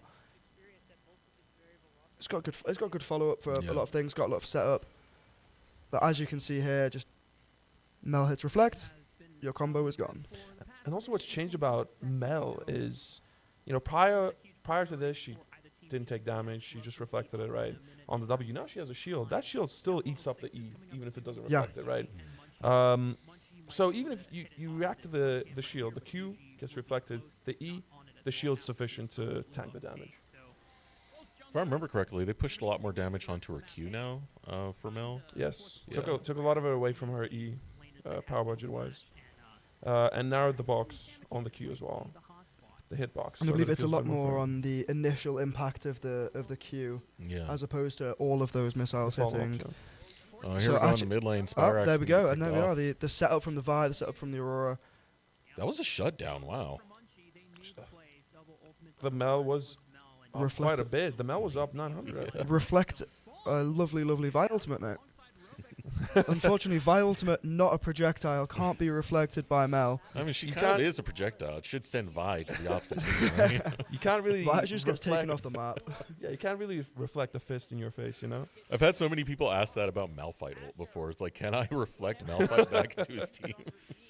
It'd be great. You send it into the team's nexus. So yeah, showing the strength of this Vi pickup here, even though Munchie's had a little bit of a rough early game, Vi, similar to Pantheon, is just there for the guaranteed CC. Yeah. Like, nobody's slamming this going, ooh, yeah, oh, could be cut out here. Continuing to be a rough Wow. game for Munchie. Does the Mel have the ult? It does indeed. Munchie goes down. That's 3 kills on the Mel. Really, really accelerated. As I said, K very comfortable on the Jax. We called it in draft. Will that comfort be able to hands check the on paper counter pick? And it seems like it's being very, very much Jax favoured so far. Up 700, 800 gold. Wow. Okay, this is getting brutal right now, but still. Yeah. That's Hey. Mel Medarda for you. That went exactly as I thought it would go. From, yeah. Obstinatus From has been previous looking pretty games. good on this Nami. I mean, came in, helped out with that kill that Spyrax was setting up onto Munchie earlier, and then of course landing that bubble, finding Samikin, roaming around with this Nami. It's pretty damn effective. European sports for you. Even when they're on enchanters, they're aggressive. You ever seen a Nami dive at 2? Only- every day in EU Gold. Only in EUS. Only in EUS. EUS was all about Nautilus and Leona a couple of seasons ago, right? And that's where a lot of these supports spawned in from. So, Leona is all about, I hit level 2, I'm going in, we're diving. Same for the Nami. Oh, and this is looking brutal again for the Poppy. The Jax just ramping up the damage, has his full passive stack from the wave. And then it's just on the Poppy to be able to reaction to the Q. But if the Jax is able to walk up to you without blowing that Q, your W is not going to be particularly useful. Here we go in the bot lane. Ooh, Full Encore combo, uses all of the combo. CC coming down. Do they have enough damage? They do have enough damage. That is the power of the Ashe Seraphine. The little bits of the slows suddenly mean that E procs as a root instead of a slow itself. And then you get to follow up with the Seraphine ult, the Ashe ult, and you really just don't get to move. I wonder if the Nami will lean towards the McHales like they did in the first game on Karma, or if they're going to continue to rush Mandate like... I say you should, but most Namis will typically build Mandate first. But what do you guys think? Do you think it may be an angle to pull out the... You have your answer there, Mandate. It's Mandate. It's Mandate, okay, I stand corrected. Although I McHale's think not on the there's cards an angle, today. right? But you take out a lot of the power budget of this duo, of course. Yeah, I mean, you Mandate's forego just the so Mandate, insane right? for Nami. Yeah. So it's kind of like you live, but at what cost? You live, Right? If you're not dealing damage, what's the point? As the Corki duo. I mean, and this is a lane that Munchie can keep playing around because it's so easy to gank. I mean, you not only like the cease and desist combo, but volley beat drop is so oppressive when you're trying to run away from any engage that's coming through. Spyrex is going to be one of the big high points of this team right now, given how much he's been able to kind of eat up in this game. Reflect going to go down, doesn't really grab much. It's the weirding. I remember the name of that spell because it makes no sense to me. But yeah, that can't be reflected. Still control of the Dragon Pit will go over to Maryville. Oh, no. Yeah, Ariana's got to be careful. Has the ult to dissuade the dive. Dive successfully dissuaded.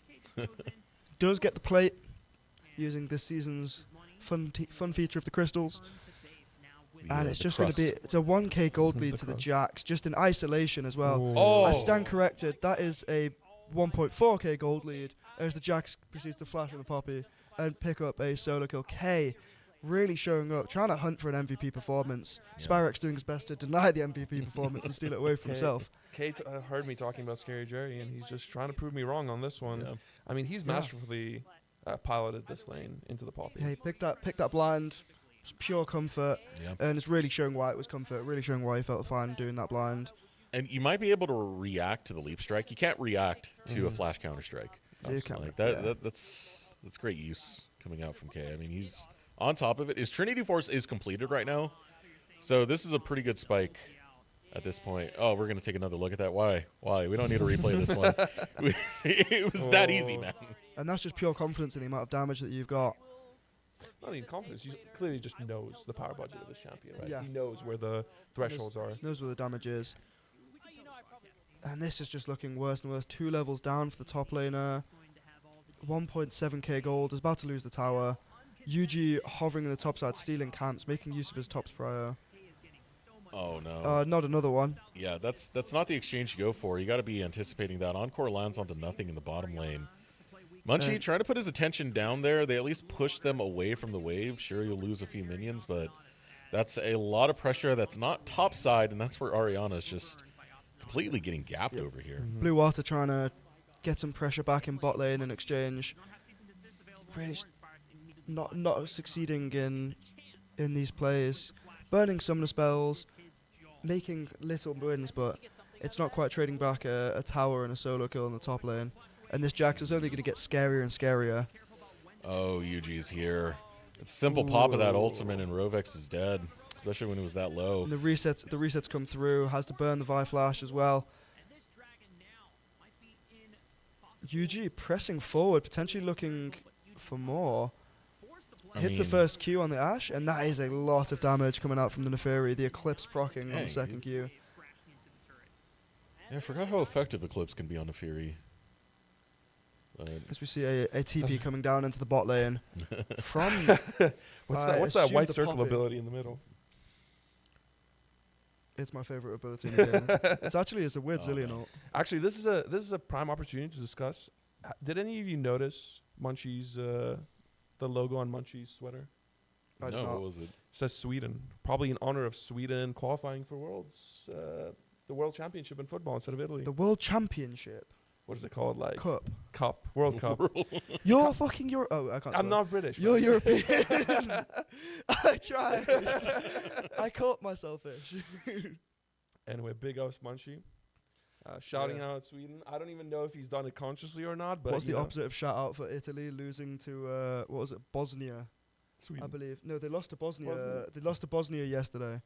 As one of the guys in my office was watching that match. Shout out Bosnia. We work very productively. I'm looking to see if I can get any information in the production chat about the stream going down just now. So does the So the NA white- production crazy. Okay, oh, we're back. Because the white circle BS, ability apparently BSU shuts production down could the stream. never. We don't go down. Only NACL goes down. It's the Thanks to our Hyper wonderful nocturnal. producers. no. There usually are hiccups in the early weeks, but here we go. Team fight breaking out. Cease and desist. Find Scary Jerry. Scary Jerry should go down right here, and that's going to be the first pickup. Ultimate gets returned The from Ash is putting Yuji, work. looking for the Ash, but Spawn is piloting this beautifully, is able to dodge out on Lot. Yuji will still get out ahead. Shutdown found by Samikin. Will go across the veil to jump right over the wall, but he's still caught between Spyrax and Optonatus. Spyrax will grab a double kill. Ultimately, in the grand scheme of things, it's going to be a 2-for-3 exchange. And sadly, favor of I'm Maryville. not going to learn anything about this Mel Aurora matchup. It has gone just as disastrously as I predicted. It felt miserable when I played it. It felt miserable when I played it the second time. And it's looking pretty miserable here for Samikin. Like, how do you feel this plays out later on? I know that the Aurora is very, very mobile. The Mel isn't. But at a certain point, you just get to slam damage down, and if Vi can't get in range, then you're really safe. I mean, I think at that point, you're just like, I'm going to pretend that Mel doesn't exist, and I'm just going to go after Scary Jerry. Exactly. I mean, again, you're kind of like waiting out the W, right? W down, you can one-shot the Mel. The Mel is squishy, right? Squishy and immobile. Without the W, she doesn't have much going for her in terms of safety. You're squishy and immobile. Don't Aurora army, please, bro. I don't know. It's too scary. That's 6 Nah, kills you're on the right, Mel. bro. 2 items completed. Is that a hex belt? That's that a normal? Hextech proto belt That is a on Hextech Mel. Pro, but I And know that that's is- been very, very. Is that Well, normal for a Mel? I know Absolutely that not. I've seen a lot of pro No, belts. I can tell you it's but not. Not on I can tell you it's not, but perhaps it solves the exact issue I was talking about with against the Aurora matchup, right? That gives you the mobility that you lose on the W, right? Yeah. So I guess Spyrax is listening into our stream. Hello, Spyrax. I don't know. I'm so taken aback by that, but hey. it is what There's it a is. lot of, I mean, Okay, Oh, Crystal lovely arrow on snipe Scary from the Jerry. Ash. See, this is the game plan. We just pretend no one else exists but Scary Jerry and kill him, but it's going to cost a life nonetheless. 1-for-1 exchange. It results in 2-for-1 in the favor of Maryville. As another double kill, going to 8 kills now, Spyrax. I suppose you got to acknowledge him to some extent. I mean, even if they lose, they want to make sure Scary Jerry is not the MVP for next game. Yeah. So I respect that. Yeah, seemingly you deal with one problem, then there's 2 more spawn right out of the way. The Jack's incredibly fed now. 2.7k up. Wow. Drift King Nami. But yeah, the Jack's 2.7k up. Actually, a Drifting bigger Scuttle. individual lead in the top lane than is in the mid lane. The 8-2 scoreline, not quite as prevalent as the 2-0 scoreline, seemingly. But I believe the towers, the plates, they've all added up tremendously. And at some point soon, I believe Jack's going to be a full item up. It's going to be very, very tough for the Poppy to match in side lane. Going to have to summon the Aurora, summon the Vi consistently just to be able to get waves. Here we see Yuji collapsing onto the Poppy, making it miserable. Burns the Oh. flash. Yeah, and that Yeah, I mean, I believe you don't win into the Mel, you don't win into the Jax. It's a pretty miserable time here for Oriana. Had a rough game last game. And this one, it's not got any better. And I think it's the Shadow Flame that's being built next out of Spyrex. Once we get there, I really do feel like it's over. Like, you're not going to stop the damage that comes out of this mill. Yeah, but actually, speaking about Pro Bell, I know Chovy has been building it a lot on a variety of mages. I completely forwent reading the thread where he explains why he does that, but it is becoming more and more popular. I wonder if it's to do with gold efficiency or just the fact that Perhaps so. having a dash itself is very, very nice. Obviously, nobody's going to deny that mobility in the game is something that everyone enjoys, Mhm. but whether there was some changes, whether it was like it's more gold efficient now, or whether people are just valuing mobility more and more over raw stats. It's got a pretty nice build path. You know, you get your alternator, you get some HP, you get some Absolutely. cooldown reduction. It's pretty cheap. We'll just wait for the Jacks to build the rocket belt as well. Then we'll know it's broken. Not ready for that one. I mean, there's always an angle for Absolutely. AP Jack somewhere. Doesn't his Leap Strike get decent AP scaling, if I remember correctly? E has very, very strong. E is amazing. E has it. And his Ult R. has it. Yeah. It's very good for W weight has decent. W has some as well, yeah. W has some as well. That's why Zonya's is a very, very prevalent third or fourth Yes. item on Jax. If you thought he was unkillable after all, when he drops to 400 armor and magic resist, just you wait. But I'm looking at this and I'm thinking, they had at least Blue Otter had dragons going, right? Stalled them the game a bit. I'm wondering what's their way back into the game against Maryville here. Also, one thing to note, Grubs picked up by neither team. I believe with the crystals coming into the game, the prior on Grubs has dropped massively. Mm-hmm. Okay, maybe we're looking for the way in right now. Okay, that's a Samkin picks up UG. UG. Gotta be careful here. K's jumping in, and K has a lot of econ to work with and a lot of damage to bring. Rovek's getting chased away. We'll use the beat drop to go ahead and disengage that one. It's a 1-for-1 exchange on junglers.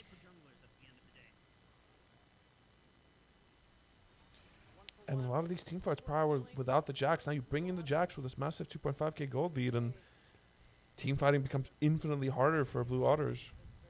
Because that's where the goal's at. Yeah. Yeah, you have to go through the Mel, you have to go through the Neferi. You only have so much burst, you only have so much CC. Yeah, if you manage to get through the Jax, the entire time, the Corky's been hitting. The entire time, the Mel's been hitting. And you're just going to get slapped by the bank at a certain point in this game. We can see that in the top lane here, the Poppy is getting slapped by the bank right now. However, 3 people collapsing. Are they able to take down this Jax? No ult, no flash. Oh, they had flash, but not the ability to use it there. That's a good And that's a shutdown. big shutdown good going over to shutdown. the Aurora. Yeah, I was going to say, for Blue Otter, if you can take 1-for-1s, you will take it any day. Yeah, you're pretty happy with that. And in this case, hey, it's a 1-for-0 with a big shutdown. Your next 1-for-1, you got to find Spyrex in the mid lane and get that shutdown as well. And that could be your barrier to entry back into this game.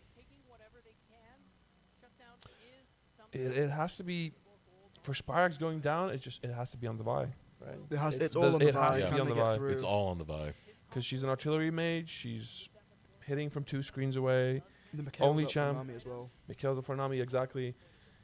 Only champ that can get on top of her is Vi. And Vi alone will not have the damage to burst her. So there needs to be follow-up from either the Aurora or Ashe or Seraphine won't do enough. So it's not easy to kill Spyrex here. Unless Spyrex overstepped, right? Spyrex opted straight for the death cap, by the way. Now, out of Fog of War. Going to toss out that Enchanted Crystal Arrow. It's on Obstinatus. Counter engage is found through the tidal wave. K is in the fight, and this is going to be a tough one for Blue Otter to have to get through. Unfortunately, we got the Super Nocturnal. The white circle ability. The insane kills the Zillion E. It's a cyberpunk Zillion right here. Make your best guess. What Okay, happened? Yeah. We got to... Make your best guess. Oh. 2 What million happened? packets Who to died? Maryville. Who died and when? 2 don't million know. packets to Maryville I University. keep checking our Talon production stream. Well, it's very, very nice to see Blue Otter pulling out these proactive plays, using the Ashe ult aggressively still, going for these fights. We'll find out in a minute or so if there's a bunch of grey screens for them or not. Mm. You just have to. If you have the Ashe, part of the value of that champ is just I'll go launching back. these. We're back, and seemingly no one everyone died? is alive. No So one maybe died. they were just able to walk out. Okay. Interesting. You know what? We will take that if we are Blue Otter. Because in a 5v5, I do not like their chances. Absolutely. Oh, yeah, but I was saying Death Cap was completed by Spyrax, so that is a big surge of damage. 3-item Mel is very scary at this stage of the game. And when you hit that death cap, you're just absolutely shredding through the team, right? If you have any lockdown, you don't even need it. But if you have any lockdown, like Nami hits bubble, that's just a guaranteed death, pretty much. Yeah. Because that makes sure you hit your E, you hit your Q. Press R, you're done. And again, another aggressive Ash ultimate. The Corki goes down. Scary Jerry is down. However, they've used up all of their stuff to get onto the Mel. That's one back over to Maryville. Ooh, good disengage by K. Steadfast Presence will block the Neferi trying to get back in, but Rovex needs to run, man, because that ultimate comes down. And that's the Golden power Eclipse. of that Mel. The E, even if you don't hit the root, it's a massive slow. Manages to tag one. Mel And it's Medardo. just brutal to try and run away. They used all of their engage up on Scary Jerry. The 0-3 Corki, potentially not the most optimal target. Yeah. I'm sure is able to burst out a lot of damage, but I feel like at a certain point you want to be saving this Vi ultimate, these Vi abilities for Spyrax. And what we see there is Spyrax left completely unfazed, still has flash up, still very safe, ends up just turning on the Vi, killing the Vi, then walking up to the team and one-shotting the Seraphine. This will progressively get worse and worse throughout the game. How many my deaths Jax before Jerry functions has to run laps? The That's my Jax question. functions as Scary Jerry will pseudo-frontline. have to run laps after this one, for sure. Scary Jerry 10 Not in push-ups. contention for MVP, I'll tell you that. But I don't know. Could we give an MVP performance for being like a meat bag, basically? Yeah. well, Mind control. you know, Technically the secondary tank. Yeah. yeah, exactly. He took the VIR, right? The abilities they need to kill Spyrax. So there's value there. You know, sometimes as a bot laner, you just have to make them blow abilities on you, right? But I imagine, yes, as Munchie, if that arrow hits, you go in, right? I imagine Blue Otters was hoping that they could get out without it developing into a full team fight, but unfortunately that just didn't work out for them, because otherwise that would have been a great and clean pick. I don't know, this is just so tricky. At It's the end of the very, day, you very want tricky to Spyrax navigate. so bad. You want him so bad, but that reflect is the hardest thing to get past. Absolutely. On all your long range. Engages, as I said, Seraphine Ash, that doesn't help you much. Yeah, Spyrax isn't too afraid of Seraphine and Ash showing. It's really only the Vi. So if they're able to keep the Vi tracked and on vision, UG. you know, the Spyrax can just walk up freely, play aggressively. Surprisingly, 11-2, but only a 1.7k goal lead. The Aurora's still in the game, still able to do damage. The Death Cap's on its way. Just came out of base, so I imagine it's going to be at least another couple of minutes before they're able to pick that up. But meanwhile, the Mel, you know, Seeker's Arm Guard Seeker's picks Arm up. Guard. Exactly. That's So even worse. more defensiveness. That if the Vi ult comes out, stopwatch. The Nami ult comes out. The Peel. It's going to be so difficult. Really showing a masterclass on how to play these mage picks. No, I just don't see how they kill Spyrax. Yeah, And that's going to be a it's- dilemma for Blue Otters to solve, right? Because if they can't, I don't see how they can win the game either. And just how much damage Ariana takes despite being one of the tankier members. But here we but go. here we go. Able to The land Vi ult ultimate, into the the combo, it all goes through. They're looking for Spyrax. They finally shut him down. Ariana grabs the kill. You needed it so bad, but you can't reflect when you're stuck in the cease and desist. So And- just like that, Blue Otter pick up 2. That is 3 traded for the Baron over to Maryville. We stand corrected. If you flash Vial, unable to use the Zhonya's ahead of time, maybe thinking it's not worth burning it. That's exactly But- what we foresaw prior, but kind of on Spyrax, right? He was Yeah. greedy with the Seeker's Arm Guard, right? If you click it Yep. there on the cease and desist, you live. And there's enough team support there for you to not die instantly, right? Because the Ashar is already flying. So they found a way. They found a decides way. to throw out the Mel E instead of stopwatching that. Debatable, maybe still would have died, but it seems like saving it for future fight or for the next game. Indeed, that's a big shutdown. Yeah, that went to Ariana as well, who's been put quite behind in this top lane matchup. If it's not the ideal Not target, ideal, but yeah. But still, you need the gold. yeah, You'll take gold, it. gold is gold. The shutdown's there. Because at this point, you'd much rather have it on the Ashe or the Aurora even, as they're your main damage dealers. But if you're Blue Otters, you take it. You take it. Now Munchie trying to defend his own jungle, but with Spyrax nearby, this really doesn't belong to you anymore. Still a good chunk coming out of Sammykin. Yeah, it's very, very brutal to play jungle here. You know, your laners Yeah. are calling that they want the CS, they want the waves. Your jungle's just nowhere to be found. It's It's completely gone. It's all owned by UG now. Close to getting Flame Horizoned. And I don't think it's going to get particularly better. The Neferi is just going to walk through, take all of your camps, extend this gold lead. At least the Vi is useful. If this was the other foot, you know, the Neferi 2k gold down is never something that you want to see. The Vi, it's an ult bot. You know, you ult the Mel, you're happy. Oh. There's the Mirror Reflect, and Oh. there goes the Seraphine. And you have to be so careful, right, as Seraphine. You even throw out your Throw out double E and C Yeah. kills you on the spot. So it's so tough because, you know, on Maryville's side, they don't have a lot of lockdown for the Mel to hit guaranteed abilities. Reflecting Seraphine abilities just gives you that lockdown. I think if your team's there to follow up, you know, if you can reflect it and then follow with an Ashe ult, potentially worthwhile. But when you're just on your own trying to defend it to get the waves, you've got to be so careful. And the question is, do Maryville just go for the end here? They've got all the pushing power of the siege minions. They may just settle for taking the tower. I mean, you have 15 seconds Spyrax on the Baron, so getting I a think little you bit go of for poke it. out from the Aurora. All right, there you go. You There got we the- go. Yep. Executed. Oh, wait, he's still going to and go he's down, dead. though. Yeah. Oh, that's a kill going over to Rovex. Not where you want the gold, so Maryville might still be able to push this forward. I think at this point, you're looking for the retreat. You just want to get the reset. But instead, they trade a little bit more. K finally peeling off. This might be a chance for Blue Otter to look for something in the extended trade. Dragon is available at the very least, but they lost both inhibitors. Maybe clear out the mid wave, get a little bit of control over there, and then push towards Dragon. You know, third Dragon, that's something. Puts them on soul point. So if they get to extend the game, Oh. soul could be a prospect. That's but assuming it that they seems are like going to be they're- able to get it. Like, they have no Okay. jungle, and Maryville looking for the fight. The Jack's still very strong, has flash, has ult.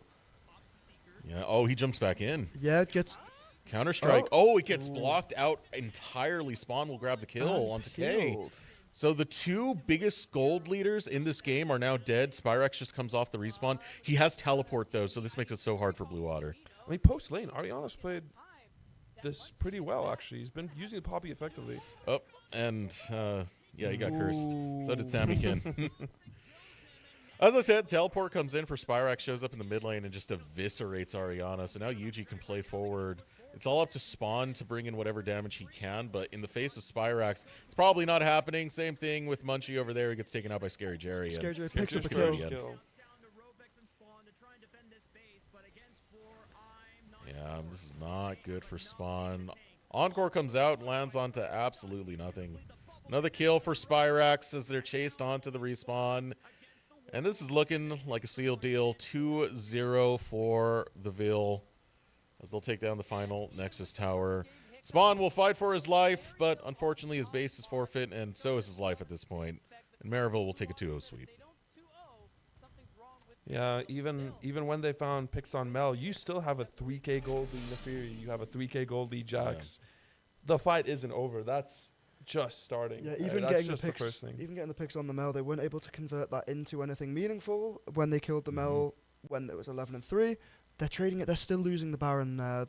When they get the Mel the second time round to put them to 4 deaths, they go to maybe get this Drake. They get trapped by Maryville. Maryville camping out on the blue buff, able to turn a fight. The Jack's jumping in, dying, but overall buying enough time for the Mel to teleport back into the mid lane, become a threat again, and really just like wrap up the game, choke them out. And it seemed very, very tough. I think Munchie having a very rough series. You know, Yeah. after the game 1 incident in Top River, followed by just the aggression from Yuji in that game 2. level 1 invading and contesting the Raptors, contesting Krugs, then persistently being in the jungle, making it difficult for that Vi to farm up, to get into the game.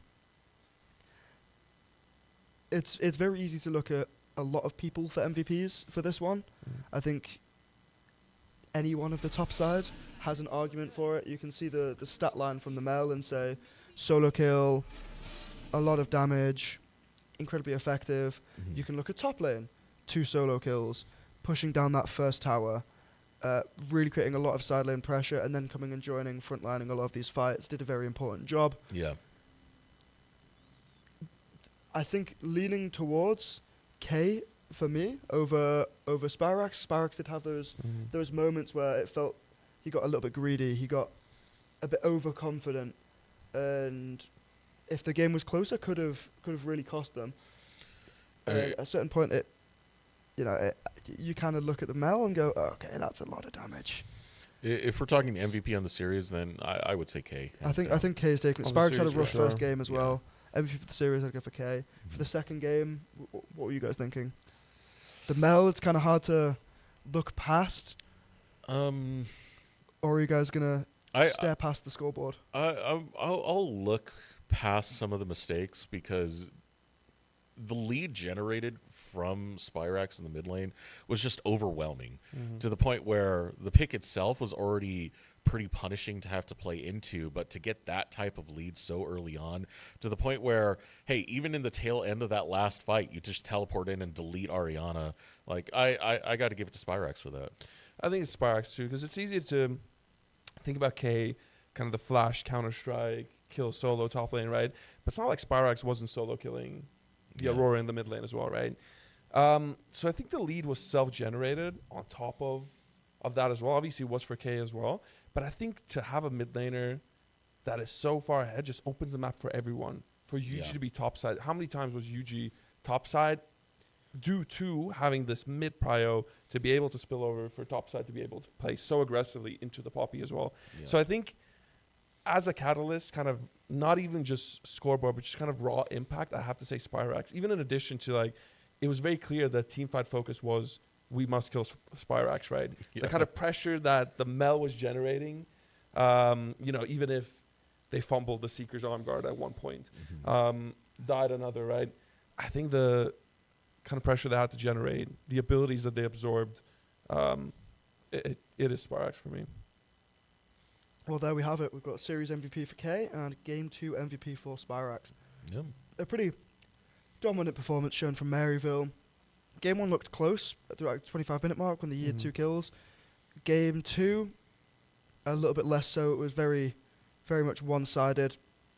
And showing that they've played that quite textbook, they transitioned their lead, extended it. The Baron power plays in both games were consistently generating them thousands of gold. They were getting objectives off of them. They were getting towers. These little things where they weren't forced to try and do anything heroic. They weren't trying to bite off more than they can chew. They played it slow, and you can see by the game lengths, both of them weren't quick. Both were like well into the 30-minute mark, and I think that level of patience, maybe from the more experienced roster, just pulling through and allowing them to be comfortable in those situations, and end up closing out relatively comfortably. It was not a scrambly game in either.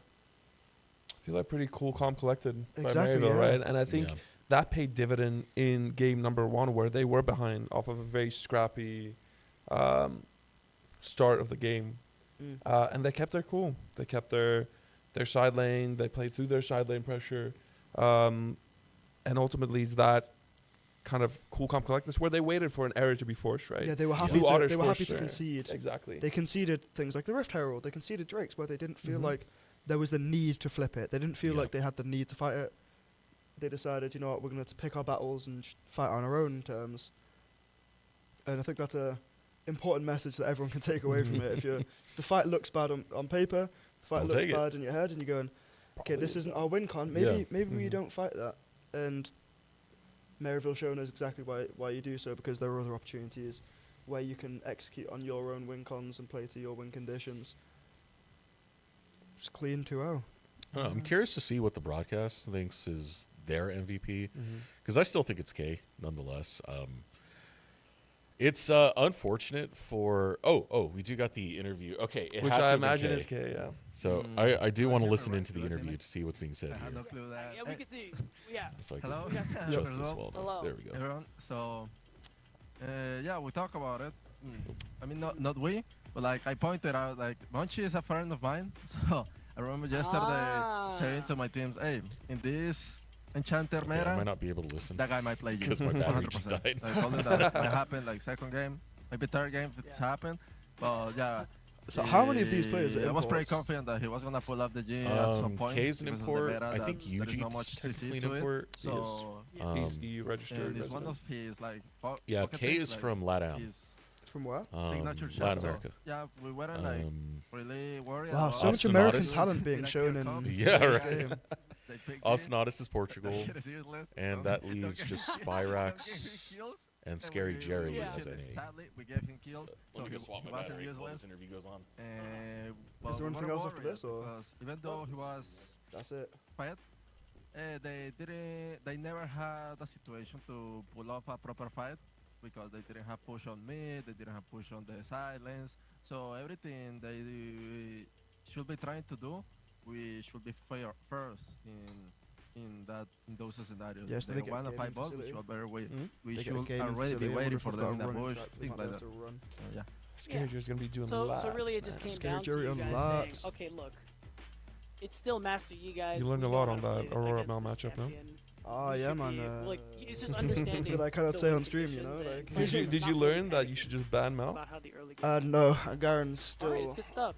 Okay, I want to Garen know now. terrorizes Like, Plat. this the is, matchup sounded this bad. is definitely your second It ended up year being over at bad. Maryville University. So I think it's now well. that you've had some more Aurora in time, general I'm is kinda a tough curious, time into our how do you majors. feel about your time Yeah. there? I imagine Not a lot just of players Mel, have good things because to she say has about the short program, range. But I'm wondering Yeah, I your learned this personal yesterday. experience now that you've been there Oh, for no, a sorry, not little yesterday, while. the day before. I mean, I played technically, with the 2-0, I one of them, solo just club got was, here the team this just won 'cause I didn't think team. the start of the Like, year, like 8th of January, Guys, something like one of that. my teammates The decided, last year, nah, I wasn't I'm gonna part go like of the chase my Maryville around, program. shoot I them wasn't here in the US. The I was second game playing I played against from Silver from Four afar, Zerath. like my girlfriend's Ah, house in I Mexico. see, I Great see. all But MVPs. now Okay. in On a this level three, 32 yeah, account. 4 months that I've been here, it's pretty I tough. got- Right, I please got- investigate. I It's got- actually, I got it's cooked. actually really, Do you want to leak the game ID? I was insane like to be 40 here. at the Like the 40 people, down at 10, it was everyone It is was so like- it nice felt so and so rough. willing to Yeah. help I you if nearly you killed need him early, and any then I was sort like, of yes. Yeah. yeah, This is support getting a in little bit more any playable. aspect, like in your day to day, in your classes, kinda rough. in the match, how to I manage went your back, checked the time, game, level cooking, 30 things like that, like that 11 are games out of played. game, but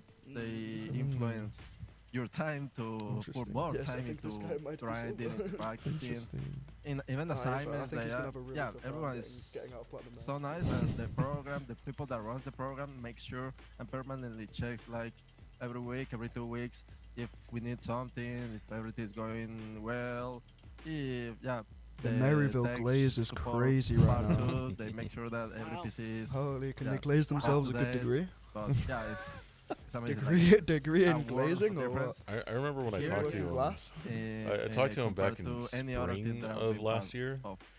and I was like, "Oh, does this Yeah, mean you're yeah, like wow, flying out to sounds like they Maryville?" Because he was support you playing for the just, team about before he was everything even you on can the think team, of. Yeah. and he was like, which "I is, hope." Which is fantastic. I hear a lot of good things about Maryville, so it's nice to And, hear yeah, in they actually detail what did they do for you. send And him I out. wanna know, We does don't it- think did we it don't hear make good the things about transition for Maryville in you this to in this move, university. to the US, like, easier, They are just having that intense much support? rivals with a For sure, for pretty sure. Like, good record I against didn't us. No, we'll think get them about it next that much, season. We'll get them next season. We'll get them next I'm kinda season. weird, like, I Next wasn't, like, season, 2 million packets thinking of, Maryville oh, IP. I gotta leave alone in the- Mark I was my like, words.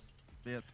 I gotta Next get- season, the Docs I thing is gotta gonna be drop. there, We're gonna and, import yeah, they for sure full make Korean everything roster. easier. Exactly. For What's sure, Mary? for sure, like the adaptation, learn to, because this is the first time that I kinda living alone.